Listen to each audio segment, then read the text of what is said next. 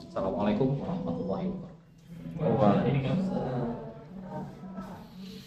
Alhamdulillah rabbil alamin hamdan katsiran thayyiban mubarakan fihi kama yuhibbu rabbuna wa yarda. Asyhadu an la ilaha illallah wahdahu la syarika lah wa asyhadu anna Muhammadan abduhu wa rasuluh la nabiyya ba'da. Allahumma shalli wa sallim wa barik ala nabiyyina wa habibina wa uswatina Muhammad sallallahu alaihi wasallam wa ala alihi wa ashabihi wa man tabi'ahu bi ihsanin ila yaumil qiyamah. Amma ba'd. Alhamdulillah kita awali pertemuan kita dengan kalimat basmalah. Bismillahirrahmanirrahim. Dia ringkas, mukadimah cukup bahasa Arab saja tuh Anda sudah paham semua ya, masyaallah.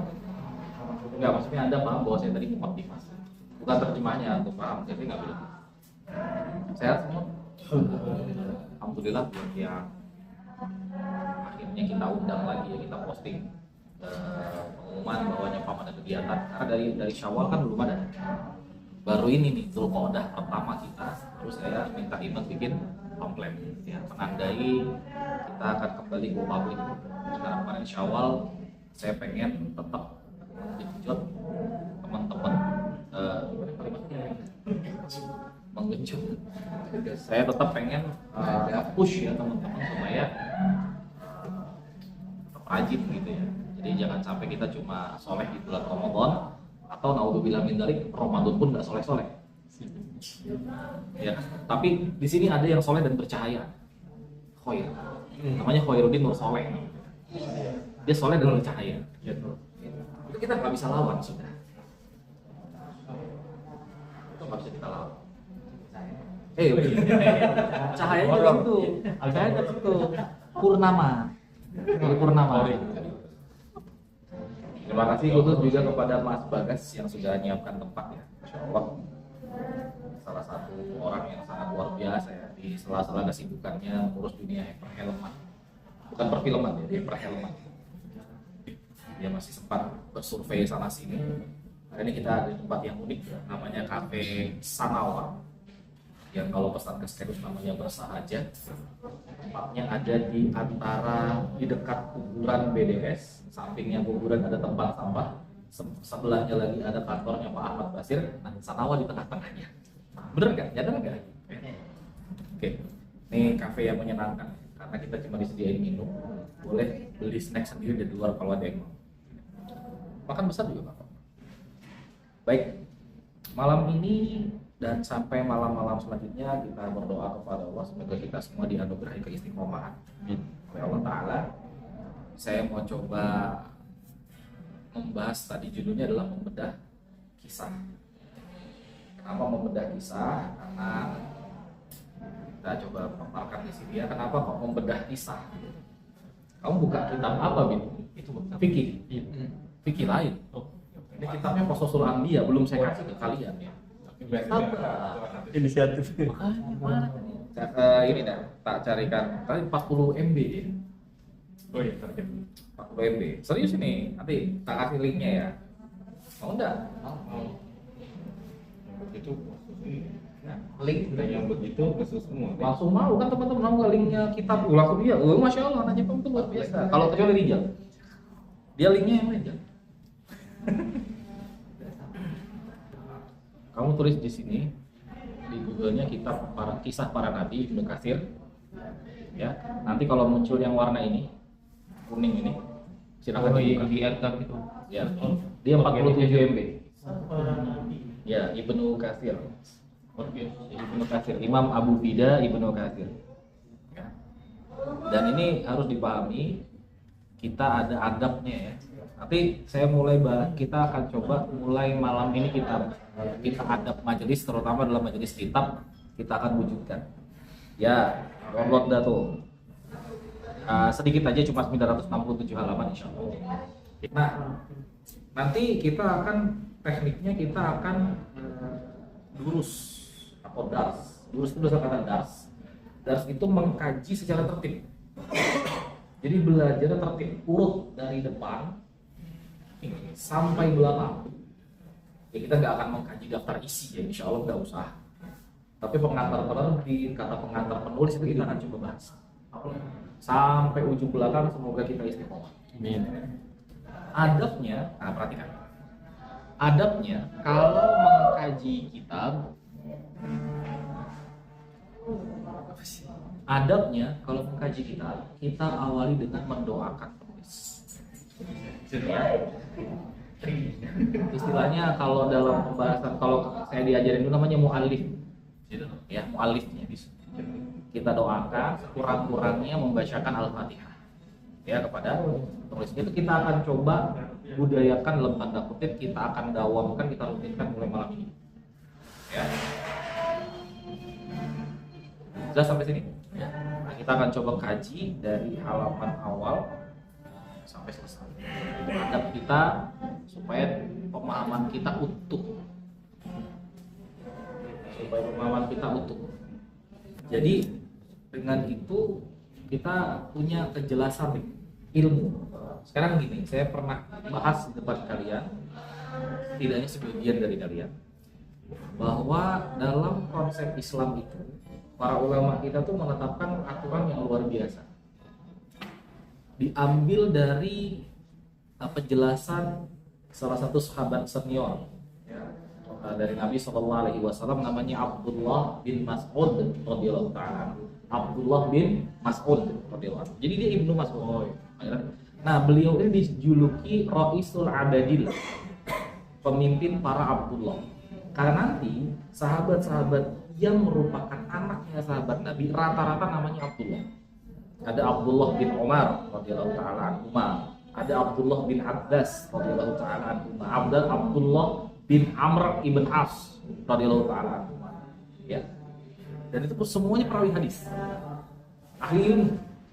Tapi yang paling senior adalah Ibnu Mas'ud, Abdullah bin Mas'ud. Maka beliau dijuluki Ra'isul Abadillah, pemimpinnya para Abdullah.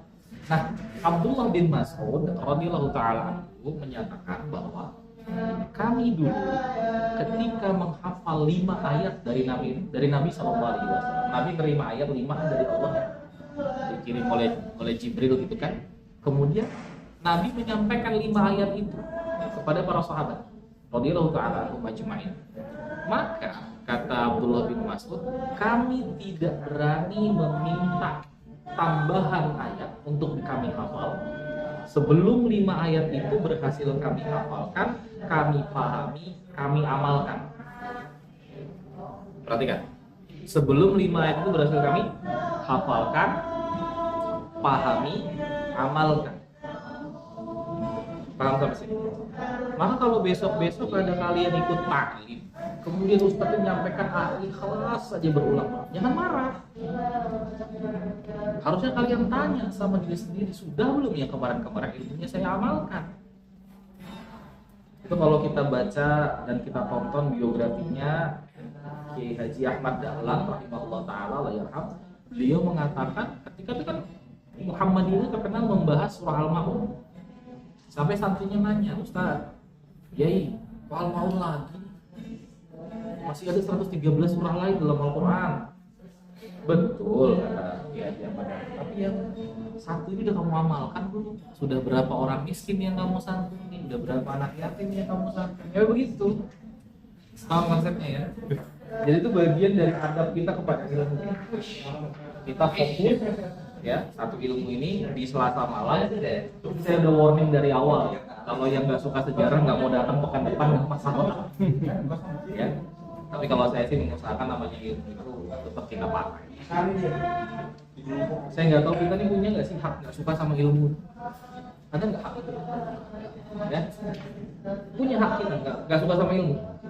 Luar biasa. Tolong dilukis dulu. Lanjut ya. Nah, kenapa kok kisah? Kita bicara tentang kisah. Sebelum saya masuk ke kitabnya judulnya Qasasul Anbiya, kisah-kisah para nabi, tulis oleh Imam Abu Fida Ibnu Katsir rahimahullah taala, yang luar biasa. Beliau juga menulis kitab tafsir Ibnu Katsir. Ya, itu juga keren tafsir. Dulu saya sama kawan-kawan dulu sama kita pendidikan dai. Kalau belum selesai ini kitab ini, kemudian belum selesai tafsir Ibnu Katsir, nggak boleh ngisi ta'lim. Kami lain mungkin boleh ya, saya nggak boleh. Lanjut ya. Kenapa kok kisah, Bang? Kenapa nggak kita kaji tafsir, Bang? Oke, bagus. Bahasa saya adalah coba dibuka Al-Quran surah 11 ayat 120 dan surah 12 ayat 111.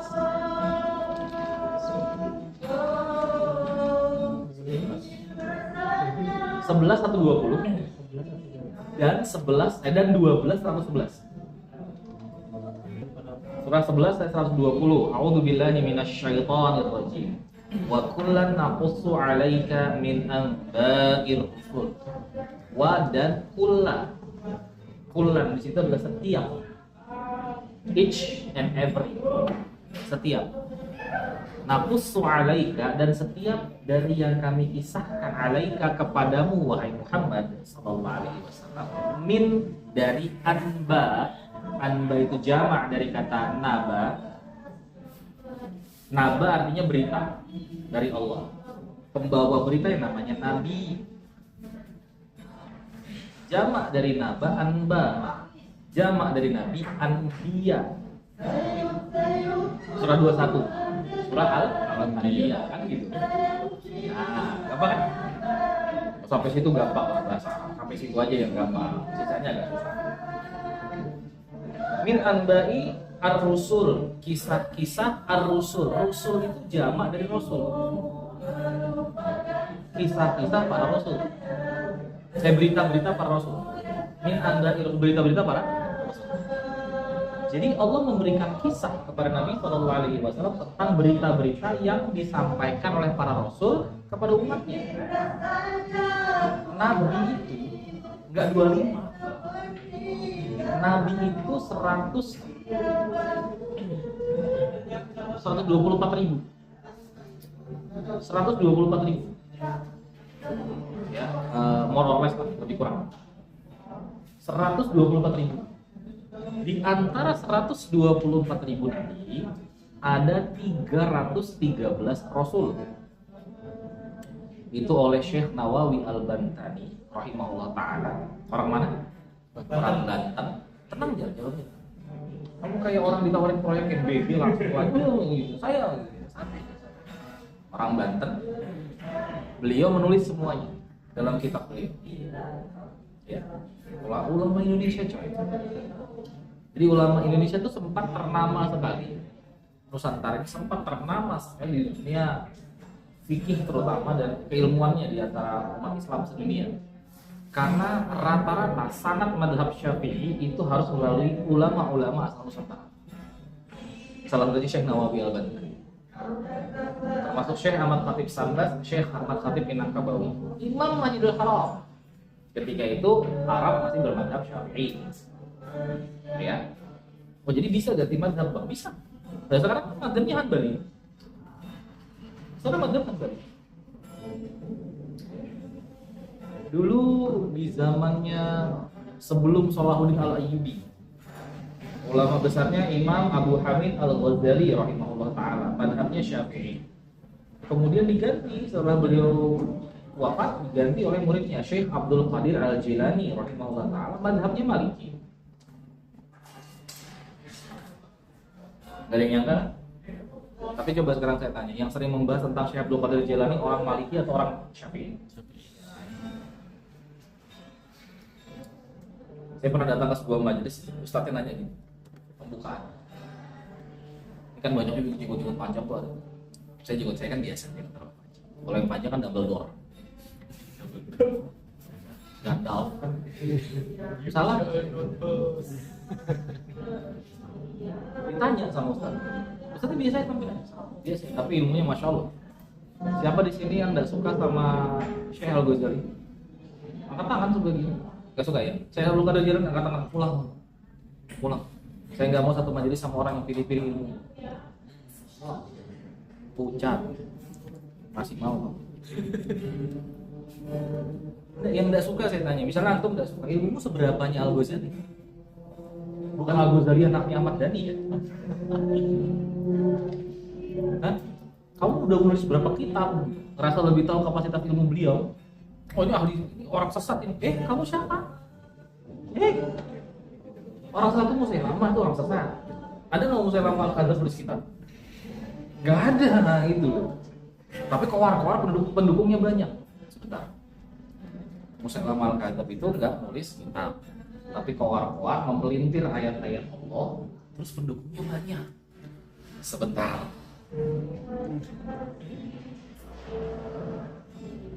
Mungkin perasaanku aja. Mungkin.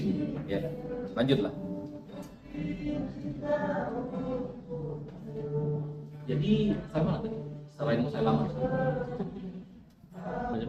Jauh lebih mudah lagi nih. Ya, jadi ya Nawawi Banten tadi ya. Dari 124.000 nabi ada 313 rasul. Dari 313 rasul yang ditulis oleh beliau, oleh Syekh Nawawi Banten, itu ada Nabi Daniel, ada Nabi Samuel, ada Nabi Shits. Mungkin sebagian dari kita nggak tahu, tapi di kitab beliau ada. Nah, kemudian dari 313 itu ada 25 yang Allah cantumkan namanya dalam Al-Quran. Itu wajib kita hafal walaupun tidak berurutan. Jadi ketika disebut nama, antum tahu itu nama Nabi. Ilyas, jangan Ilyas, Nabi bukan? Nabi tahu, ya kan? Aisyah, Nabi bukan? Nabi, antum tahu. Adam, Nabi bukan? Tahu. Joko, kan saya nanya Nabi bukan? Bukan. Susilo, Nabi bukan? Bambang? Antum yang ngomong ya, aku kesalahan. Kan gitu ya. Rahmat, nama Nabi bukan? Bukan. Fadil, Rahmat Fadil. Kan gitu. Saya ngomongin dia. Rahmat ini. Jangan sensi dong. Assalamualaikum warahmatullahi wabarakatuh. Insyaallah. Datang dia kayaknya sinyal kita kuat ini. Anak Telkom datang. Lanjut ya. Jadi apa namanya?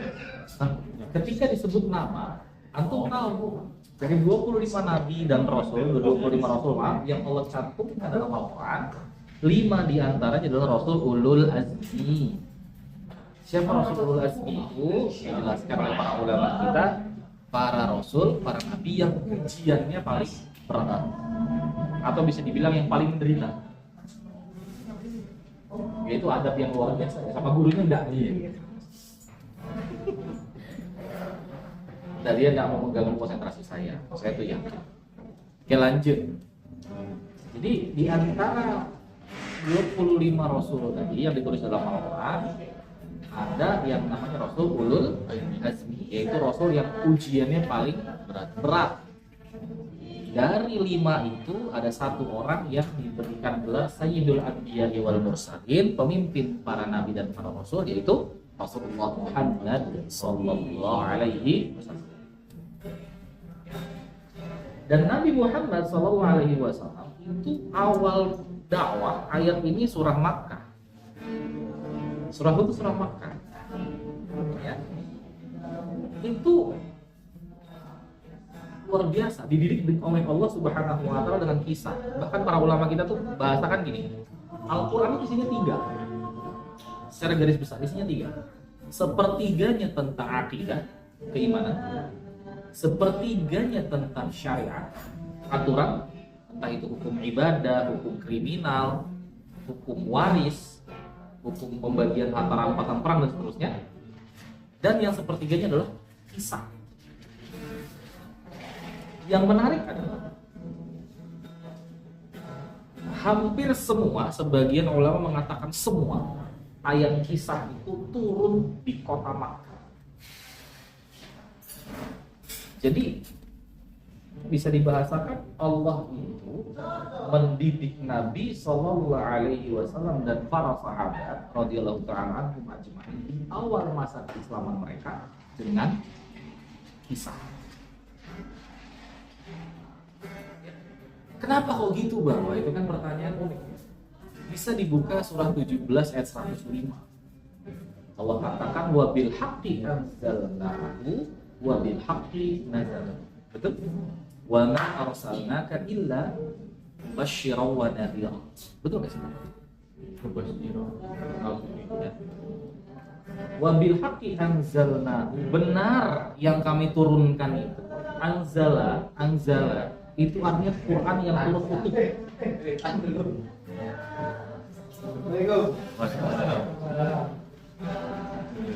Benar yang kami turunkan Al-Quran seluruhnya.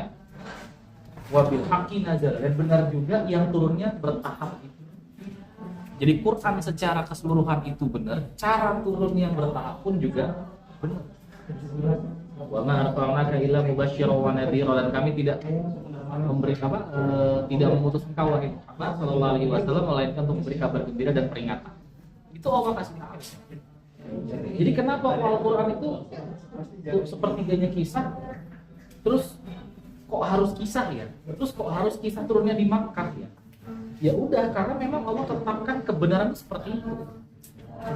Lanjut, kembali ke surah 11 ayat 120 ya.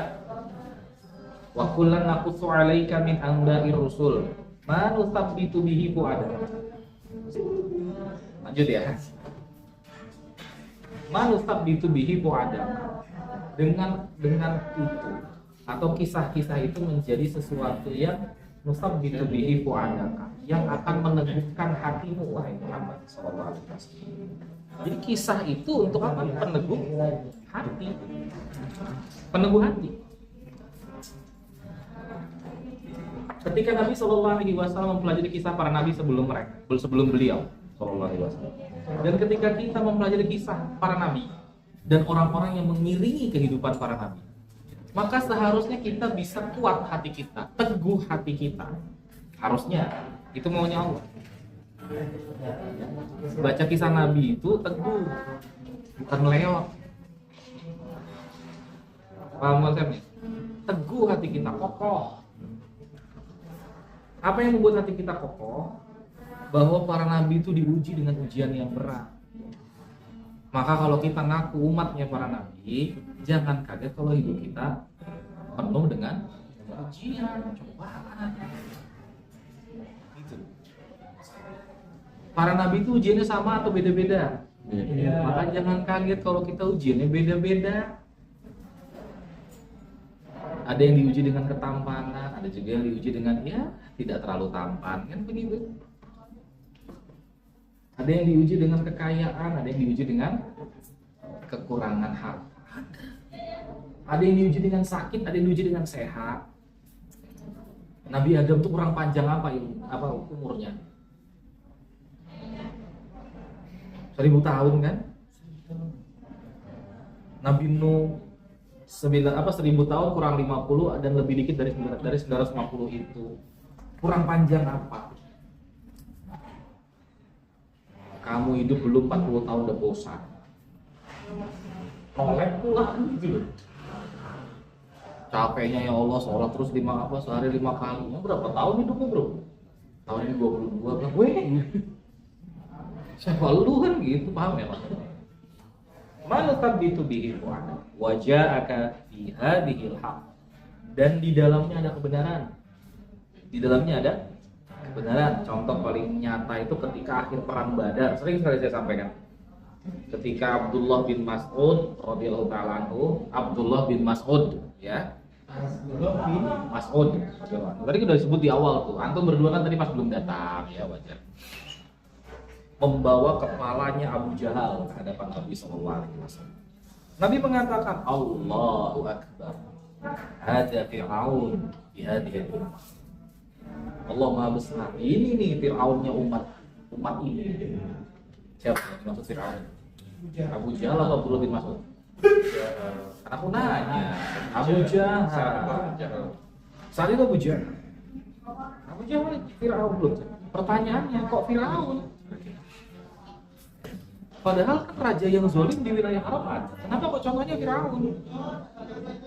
Fir'aun itu raja Mesir dari bangsa Kibti. Kenapa Pak Nabi pakai itu? Apa Nabi buta geografi? Tidak. Itulah kebenaran yang Allah tanamkan. sesuatu yang benar pasti ada kezaliman yang berusaha mengurungnya, menghentikannya, memeranginya. Dan pemimpinnya digambarkan sebagaimana Fir'aun.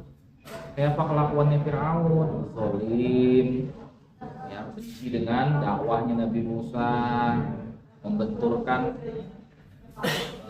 Nabi Musa yang sipil itu dengan sipil, kemudian membenturkan Nabi Musa yang sipil itu berserta umatnya dengan militer. Itu kelakuan Fir'aun. Jadi kalau ada penguasa suka membenturkan rakyatnya sipil dengan sipil atau sipil dengan militer, ya kurang lebih Fir'aun. Gitu ya. Nah, ada kebenaran. Wa mau'izah, ada pelajaran. Nah, pelajarannya apa kata para ulama kita? Bahwa sejarah itu akan mengulangi dirinya sendiri. Disajikan di zaman yang berbeda dengan pelaku yang berbeda, tapi benang merahnya tetap sama. Makanya penting kita belajar kisah atau sejarah. Yang kedua di surah Yusuf ayat 111. Ini ayat terakhir ini. Betul nggak? Coba dibuka surah Yusuf surah 12 ayat 111. Saya minta petunjuk awal ayatnya apa? Saya kok lupa. Laqad kana fi qasasihim ibrah. Coba ini ayatnya laqad kana. Kalau surah Al-Ahzab ya, laqad kana lakum fi rasulillahi uswatun hasanah. Hafal ya? Awalnya sama nih, lam pendek sungguh, qad sungguh. Jadi taukidnya 2 kali itu. Sungguh, laqad kana lakum fi qasasihim ibrah. Sungguh benar-benar ada bagi kalian itu fi qasasihim dalam kisah-kisah para nabi tadi. Him itu para nabi ya. Ibrah. Di situ ibrah dinyatakan apa? Petunjuk atau hikmah atau atau itu. Terjebak pada kisah-kisah mereka itu lebih Pengajaran ya, pelajaran. Ibrah itu secara umum yang pernah saya dengar maknanya itu jembatan. Jembatan itu fungsinya apa? Menghubungkan. Maka sejarah itu untuk menghubungkan antara zaman kita dengan masa sebelum kita. Jelas? Ya. Loh, gak bisa Bang. Makanya ada lanjutannya, li ulil albab, untuk orang yang berakal aja.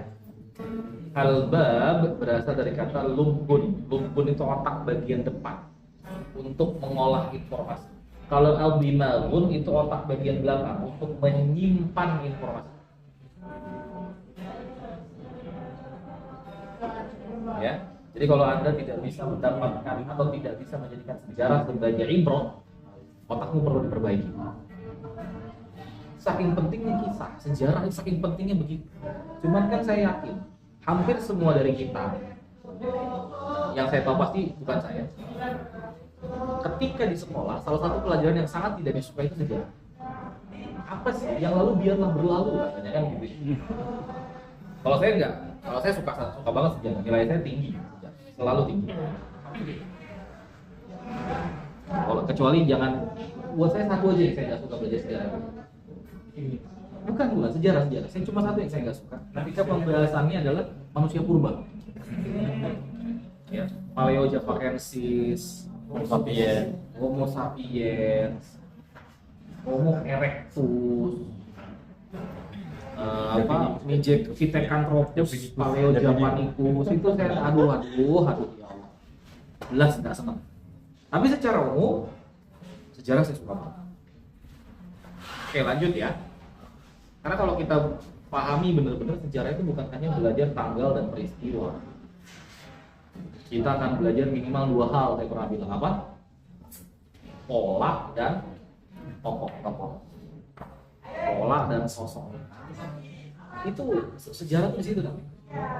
Nah, jadi ada ibrah itu di ulil albab, hanya untuk orang yang memang mampu mengolah informasi dengan baik dalam pikiran. Berakal gitu kan. Apa lanjutannya? Maka hadis yuftara. Al-Quran ini yang merupakan kitab sumber sejarah seperti isinya sejarah itu bukanlah ma, di situ ma. Jadi ma dengan la itu berbeda. Kalau la kemarin bisa artinya sama-sama tidak, tapi kalau la Kemarin tidak, hari ini bisa iya. Hari ini enggak, besok bisa jadi kamu kerjakan, itulah. Tapi kalau kemarin enggak, hari ini enggak, insya Allah besok juga enggak berubah dia. Maka haditsan yuftara. Al-Quran itu bukanlah omongan kosong.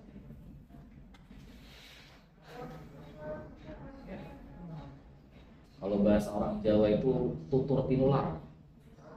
Sesuatu yang ditutur ulang-ulang tapi nggak tahu faktanya yang mana, dustanya yang mana. Saya sepakat banyak orang hebat di Nusantara. Ulama Jawa, ulama Sumatera, ulama Banjar, ulama Sulawesi sepakat. Tapi kalau kisahnya beliau bisa umroh setiap hari itu ya kayaknya tutur tinular. Tapi ada ulama yang bisa umroh tiap hari ada. Tinggal di Makkah. Iya, betul kan? Itu bisa umroh tiap hari. Tapi kalau tinggal di Balikpapan umroh tiap hari, tiap pekan sholat Jumat di Makkah, masya Allah, entah kebanyakan duit atau entah apa itu. Kalau sholat Jumat tiap pekan bisa nggak dia? Kalau rutin sholat Jumat tiap Jumat di Masjidil Haram bisa nggak? Bisa. Berangkat Rabu. Iya. Ya kan? Sampai sini nanti hak kan gitu. Nggak tahu pemain saham tuh level miliaran gimana ceritanya. Nggak paham sampai sini ya? Makanya hadisnya yuftara. Al-Quran itu bukan omongan kosong. Bisa dipertanggungjawabkan. Maka sampai sekarang banyak yang hafal. Coba saya tanya, dosa kita bandingkan sama kitab agama lain, kitab suci, sama kisah aja. Saya tanya sama Anda, kisahnya dulu waktu kecil pernah nonton ini nggak sih? Pernah baca kisahnya The Brothers of Grimm? Sorry, yang nulis kisah-kisah dari Jerman. Salah satunya Hansel and Gretel. Oh iya. Hansel and Gretel itu kisahnya gimana? Kakak beradik yang menemukan rumah berubah kue, ya kan? Kemudian diculik dan dimakan oleh penyihir, betul? Iya. Tapi filmnya jadi apa? Jadi pemburu vampir. Iya.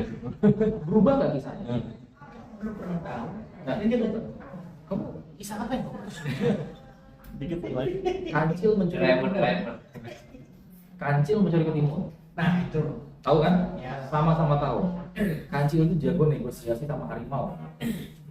Kapan ceritanya Kancil bisa ngobrol sama harimau dengan akrab? Terus harimaunya nurut dengan syarat yang diberikan Kancil. Yang ada Kancil ketemu harimau selesai. Harimau baca doa, Allahumma barik lana itu. Masuk akal? Enggak. Tapi Al-Quran berubah kisahnya. Abu Jahal mati di perang Badar. Ada update nggak informasinya? Abu Jahal masih hidup di tengah-tengah kita gitu ya. Itu semua cuma teori konspirasi. Abu Jahal masih ada nggak begitu? Ada nggak? Nggak ada. Hitler katanya mati. Enggak tuh masih hidup di Jawa misalnya. Ada kan di kisah itu kan? Ada. Al-Quran enggak. Karena informasinya hampir semuanya bersifat final. Hampir semua. Ada nggak bang yang nggak final? Ada. Yang belum kita lihat. Final yang nggak final menurut kita. Allah udah kasih ketetapan, kita aja nggak tahu. Saya tanya, surga neraka final belum? Ya belum, kita belum lihat. Buat kita belum final, untuk Allah udah. Kok bisa? Karena Allah tidak terikat ruang dan waktu. Yang terikat ruang dan waktu itu kita. Allah nggak perlu ruang. Allah bertempat kayak apa ceritanya? Allah terikat waktu, tambah tua dong. Akal saya berontak menerima itu. Nggak masuk. Paham konsepnya? Lanjut ya. Jadi kisah itu penting. Kenapa? Sepertiga Al-Quran adalah kisah. Kisah itu awal turun di kota. Apa ayat-ayat tentang kisah hampir semuanya, sebagian ulama mengatakan semuanya turun di kota Makkah. Dan yang ketiga, sekarang gini, kalau saya kasih kalian ilmu tafsir misalnya, bisa bang? Insya Allah bisa. Yang penting ada kitabnya. Yang penting nggak ngarang. Iya kan? Atau kan nggak tahu kalau saya mau nyampaikan ilmu berapa jam baca bukunya. Berapa lama nelpon ustaz konsultasi. Misalnya saya sampaikan ilmu tafsir, sampai pulang bisa kamu cerita adiknya. Bisa kamu cerita di tongkrongan. Guys, tahu gak sih dalam Al-Quran surah 11 ayat 120 para ulama menjelaskan menurut metode mantik di situ mungkin ada begitu bisa. Tapi kalau saya sampaikan kisah, bisa nggak cerita ke Salman? Bisa. Bisa cerita ke adik. Ke keponakan bisa. Bisa. Karena apa? Karena memang kurikulum kisah itu adalah kurikulum orang awal Islam. Untuk yang awam sekalipun bisa terima. Nanti dari situ muncul pikiran-pikiran kritis yang akan bertanya 5W1H biasa aja. Masya Allah. Kenapa? Iya, betul. Karena selalu dalam setiap keadaan itu terlibat itu 5W1H itu pasti ada. Itulah kisah. Nah, untuk malam ini saya akan umumkan kisahnya, kita ambil dari kitab Imam Ibnu Katsir rahimahullah taala, judulnya Qasasul Anbiya. Saya udah kasih linknya tadi, silahkan di-download masing-masing. Nanti kita akan kaji. Insyaallah semoga Allah kasih kita keistiqomahan bisa menyelesaikan ini. Kenapa kok perlu ya? Karena emang tadi penting. Yang kedua, ini namanya mengkaji dari awal sampai akhir, itu namanya dars atau durus. Mengkaji dari depan sampai belakang namanya dars atau durus. Makanya kalau istilah orang tadarus itu kan baca dari Al-Fatihah sampai anak sampai khatam kan Al-Quran. Baca kitab itu juga gini. Tadi saya sebutkan Abdullah bin Mas'ud mengatakan kami 5 ayat dikasih sama Nabi, kalau belum bisa hafal, nggak bisa paham, nggak bisa ngamalkan, nggak akan minta lagi. Itu para ulama kita dulu begitu. Kalau belum selesai satu kitab, maka mereka tidak akan mengkaji kitab yang lain. Ya, itu adab. Kalau kita kan enggak ya. Kan sukanya kajian tematik, hari Senin talim di sini, Selasa di sini, Rabu di sini kan gitu kan. Saya juga dulu begitu. Ya. Tidak salah, tapi alangkah baiknya kalau kita ada kitab yang kita khatamkan. Ya. Maka dulu itu ada 2. Jadi ketika misalnya Marbit belajar dengan seorang guru, katakan gurunya namanya saya lah. Belajar fikih muamalah. Sudah saya sampaikan tentang jual beli, saya sampaikan tentang utang piutang, saya sampaikan tentang riba, bla bla bla bla semua. Syarat rukun, pembatal, ada akad salam, ada yad doman, ada yad apa yad doman? Yad amanah.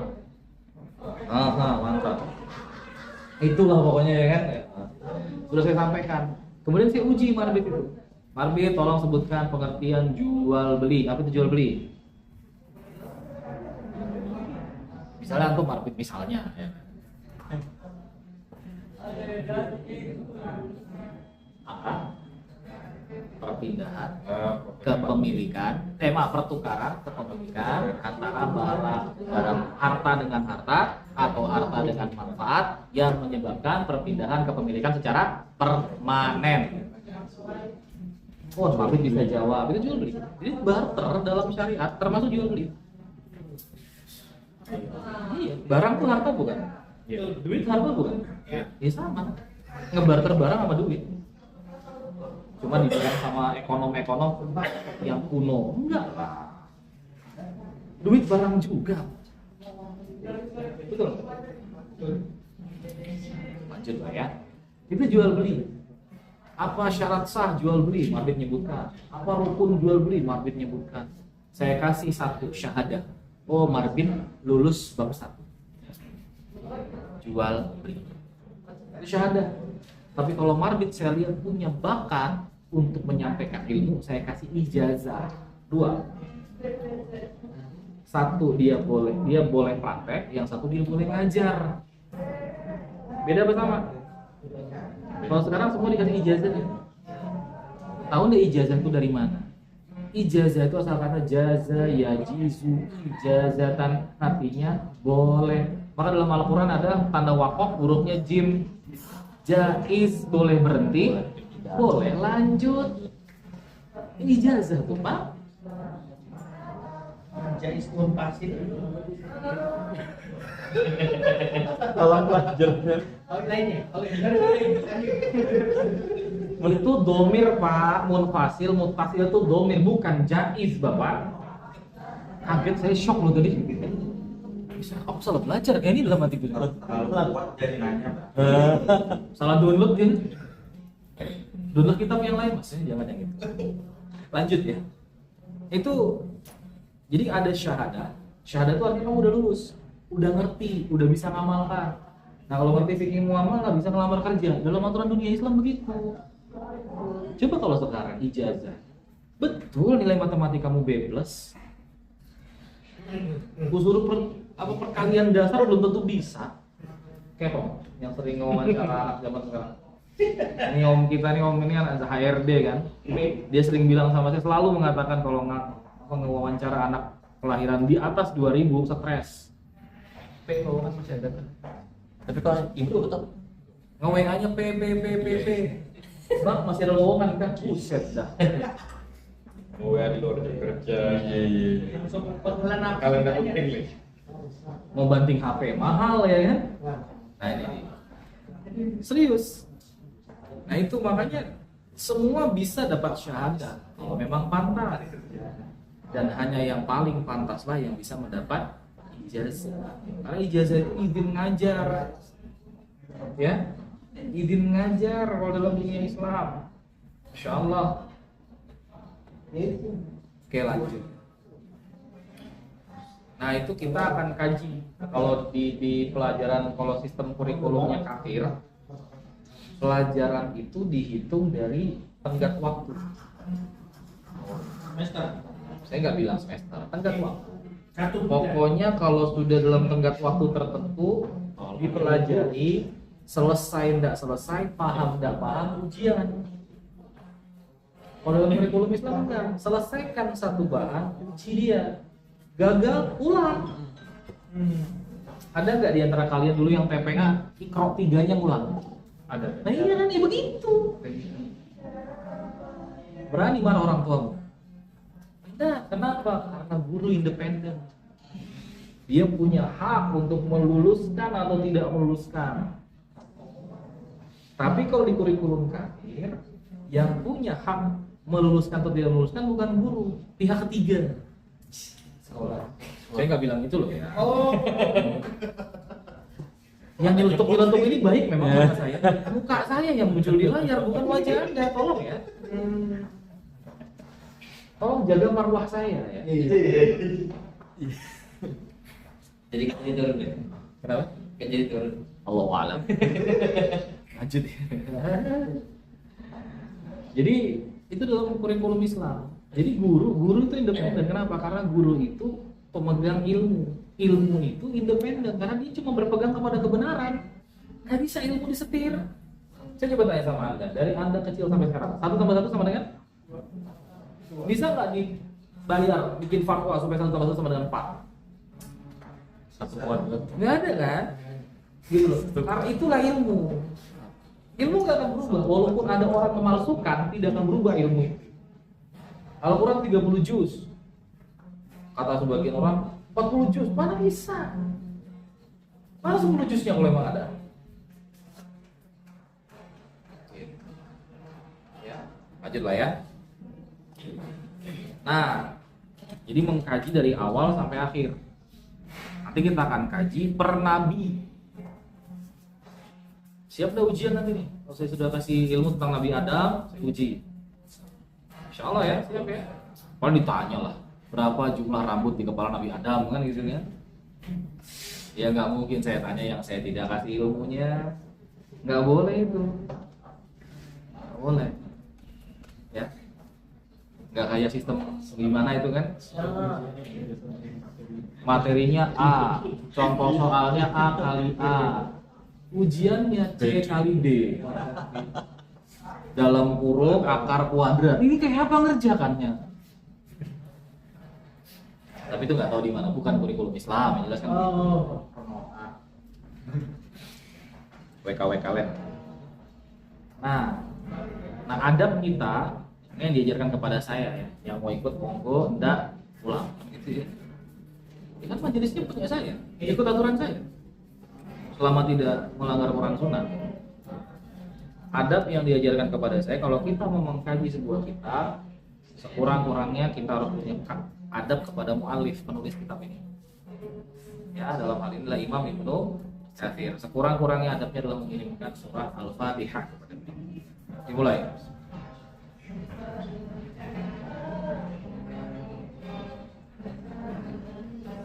Alhamdulillah. Masuk di kata pengantar. Pengantar penerbit, sorry. Halaman 27 kalau di slide. Kalau di halamannya XXI. Coba perhatikan ini tertib penulisan dalam dunia Islam, tertibnya seperti ini. Yang pertama pasti adalah mengungkapkan pujian kepada Allah. Itu tertib itu. Kenapa? Nabi ngajarkan begitu. Nabi kalau muqaddimah, pernah antum dengar orang muqaddimah, awal mula muqaddimah langsung istighfar gitu? Astagfirullah, astagfirullahaladzim, ada gitu? Nggak ada. Muqaddimah pasti alhamdulillah. Nomor 1. Dalam segala keadaan kita kedepankan syukur kita. Ini adab. Ya. Kenapa begitu? Ini menunjukkan ketergantungan kita sebagai seorang hamba kepada Allah-Nya. Ada nggak pernah antum dengar orang kalau ditanya jawab ini? Apa kabar? Innalillahi bang, ada nggak? Alhamdulillah bang, lagi diuji dengan penyakit. Alhamdulillah bang, lagi digugurkan dosa-dosa. Kan begitu.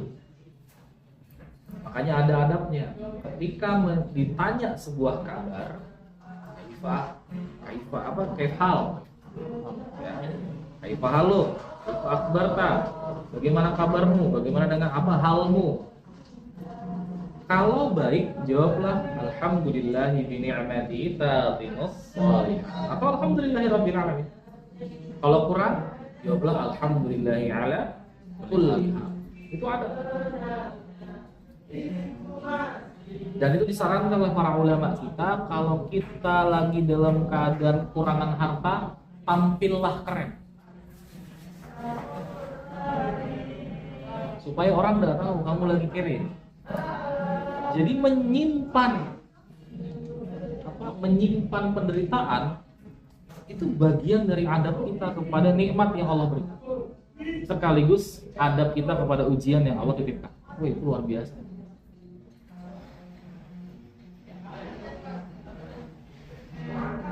Adab luar biasa, masya Allah ya. Tapi kalau lagi lapang rezekinya, tampillah sederhana.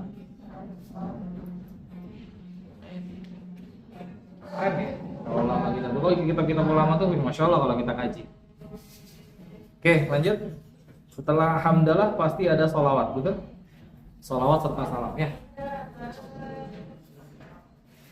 Nah, kemudian dijelaskan tentang isi buku ini.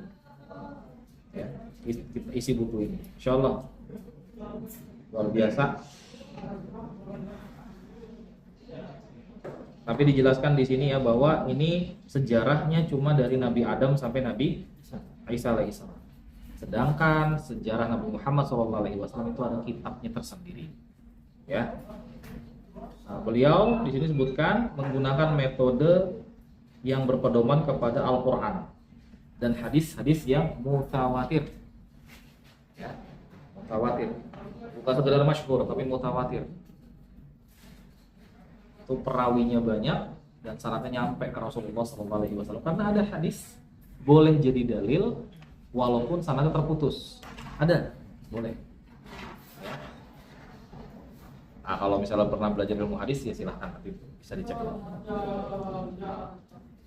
Beliau tidak mau mengambil hadis maudhu, itu ciri itu Imam Ibnu Katsir. Ngambil hadis dhaif sesekali. Jadi hadis dhaif boleh dipakai? Boleh. Sesekali dengan syarat yang sangat ketat. Hadis dhaif. Jadi kalau ada yang bilang hadis dhaif nggak boleh dipakai, ya Allah alam. Saya masih berpegang kepada yang diajarkan oleh guru-guru kami dulu. Hadis dhaif boleh dipakai dalam kondisi tertentu dengan syarat-syarat tertentu. Ya. Oke, sudah. Nah, kemudian masuk di pendahuluan ya. Nah, ini perhatikan. Selalu dalam kitab-kitab para ulama ada ini tentang penulis. Tentang nomor 1 yang dibahas apa? Nasab. Karena ulama kita itu mengambil informasi dari orang yang jelas asal usulnya. Nama beliau siapa? Ismail bin Umar al-Qurash. Qurash, yakni beliau orang Quraisy. Ismail bin Umar al-Qurashi bin Katsir bin Dhu bin Katsir bin Zara al-Basri al-Dimashqi al-Faqih bermadhab Syafi'i. Imaduddin, tiang agama, julukannya Imaduddin, coy. Dikenal dengan nama Imaduddin Abu Fida Ibnu Katsir. Nama aslinya siapa? Ismail bin Umar. Al-Qurashi di situ adalah namanya isim nasab, menandakan dia punya darah apa. Al-Qurashi artinya beliau orang Quraisy. Ada misalnya Syekh Abdul Qadir Al-Jilani, nama kampung halamannya Kailan atau Jailan, wilayah di sana. Ya. Ya Masya Allah ya, luar biasa. Itu isim nasab istilah. Beliau ini punya hafalan yang banyak. Kalau punya hafalan yang banyak atau disebut hafiz, mohon maaf, kalau dalam bahasa kita hafiz itu hafal apa? Nah, yang lebih tepat hafiz itu hafal hadis.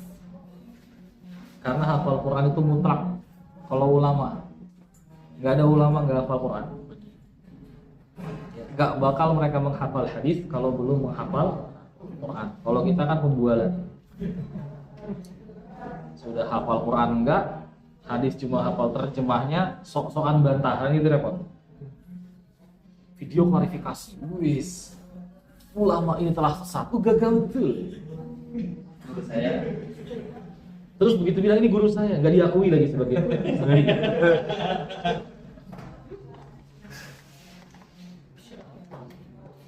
ternyata dia salah cantumkan nama sekolah ya, jadi gurunya lupa. Oke, beliau punya hafalan yang banyak, jarang lupa.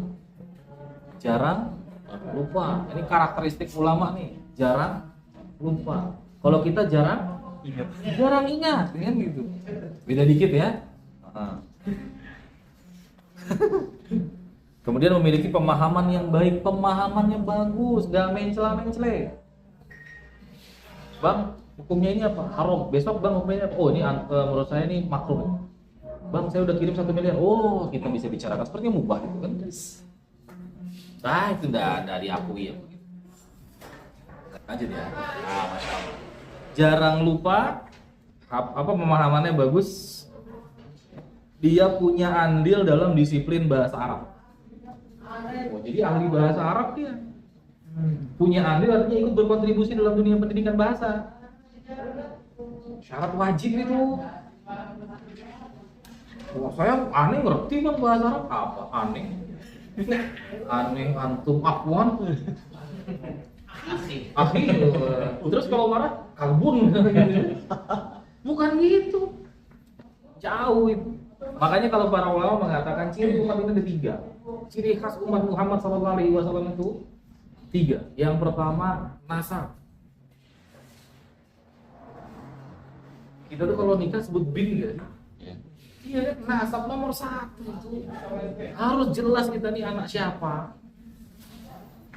Kalau negeri-negeri yang lain kan ada yang nggak tahu mama bapaknya siapa. Atau bapak ibunya hidup serumah, punya anak 4 baru pisah, atau udah punya anak 4 baru nikah. Nah, ini apa ini? Kalau kita nggak gitu, kita harus jelas nasabnya. Kalau nggak ada nasab, nggak kemungkinan anak zina. Siapa orang nggak punya nasab? Anak zina. Nabi Isa bang, nggak usah dibahas tuh kasusnya special case nggak usah dibikin. Nabi Isa punya nasab, punya Isa bin Maryam, satu-satunya sejarah yang Allah kasih nasab ke ibunya. Ini ditulis langsung oleh Allah. Bin Isa. Bin. Masa binti? Kalau binti perempuan loh. Oh.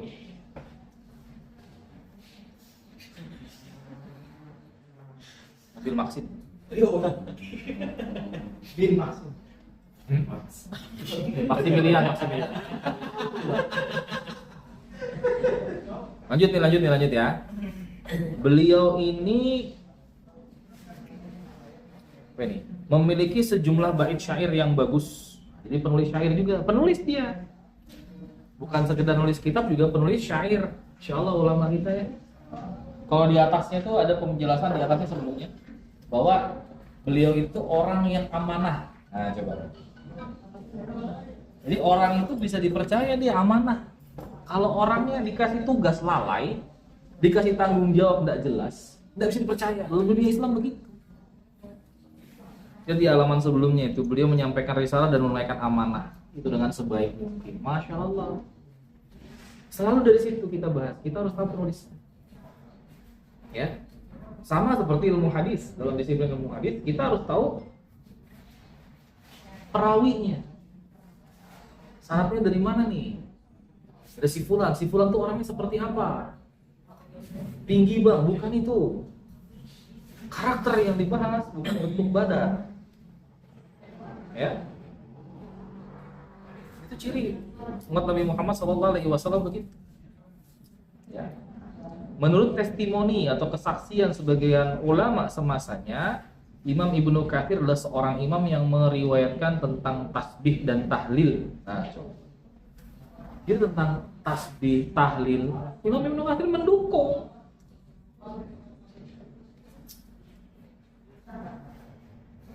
Wah, saya tidak sepakat bang, pulang. Dia pemimpin para ahli tafsir, banyak mendengar dan mengoleksi berbagai disiplin ilmu. Masya Allah, ilmunya banyak ya. Dan itu di masa itu biasa. Para ulama itu biasa. Beliau itu poliglot, menguasai banyak ilmu itu biasa.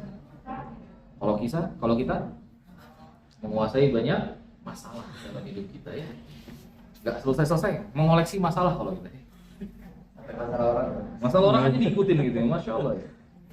Beliau menyusun banyak kitab, menyampaikan fatwa dengan baik yang nyaman untuk didengar. Jadi walaupun dilarang atau mau isinya larangan, orang tetap tidak tersinggung dengan. Ada ilmunya ternyata ya begitu ya. Masya Allah. Beliau itu menguasai berbagai disiplin ilmu untuk selanjutnya disampaikan dengan baik. Beliau juga mensyarah karya-karya Imam Syafi'i, Imam Bukhari. Waduh, Masya Allah luar biasa. Nah, kemudian tentang beliau wafat di bulan Sya'ban tahun 774 Hijriah, abad ke-7. Ya. Ya, wafat di bulan Sya'ban. Beliau punya kitab, wah luar biasa lah beliau ya. Kemudian tentang kitab Qasasul Anbiya ini. Orang pertama yang dinilai menulis kitab risalah atau kitab-kitab kisah para nabi adalah Wahab bin Munabbih. Betul? Abad pertama Hijriah ya. Wahab bin Munabbih, ahli sejarah beliau. Dan itu beliau banyak meriwayatkan riwayat dari Abdullah bin Zubair bin Awam. Ya. Jadi sahabat Nabi Abdullah bin Zubair, anaknya Zubair bin Awam, beliau itu banyak menuliskan sejarah Nabi SAW.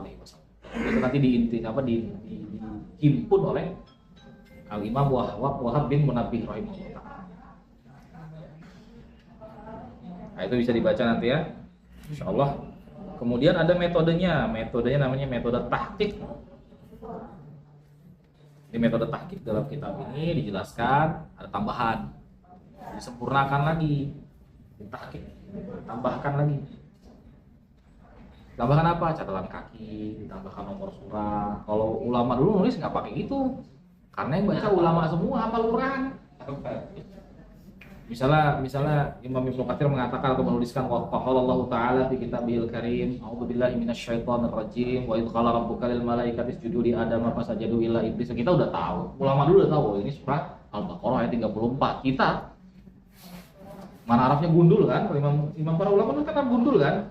Kita ini kasroh atau fathah bang ya? Kan begitu bingung. Nggak nyampe memang. Jadi bukan bukunya yang berat, kita cetek gitu loh masalahnya. Ya.